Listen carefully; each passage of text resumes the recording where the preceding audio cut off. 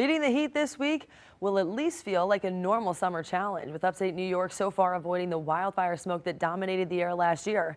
Health officials advised wearing a mask outside last June as Canadian wildfire smoke blanketed the Northeast. Tonight, our Connor White is checking on the likelihood of the smoke making a return this summer. Jonathan Bentley knows that Father's Day is really about the kids. You gonna drive me? I'll drive. Drive me nuts? I drive. This Sunday gave the Bentleys the perfect weather to celebrate at Onondaga Lake Park.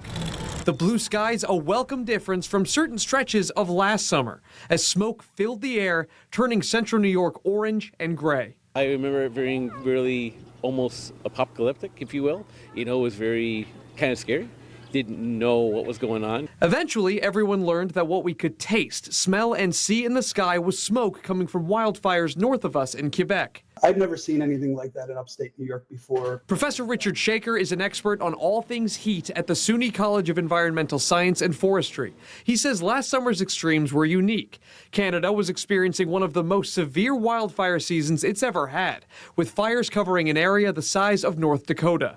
Combine that with a jet stream that was in a somewhat unique position to carry all that smoke south. This June, those factors just aren't there. These maps from the Canadian government show the difference between wildfires right now and what it was like in early June of 2023. I would say right now we're looking pretty good. It's going to be a highly unlikely event. Probability is pretty low for us to experience the same kind of forest fires. So at the moment, it seems unlikely that scenes like this will return this summer, but things could change in years to come with a lot of uncertainty brought on by climate change.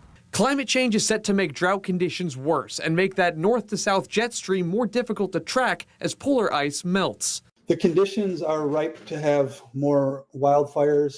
The problem with any of this is that we don't have enough really strong predictable data. The fire season in Canada runs through October, so Professor Shaker says they'll be on the lookout for any big change in the current conditions. In Syracuse, I'm Connor White.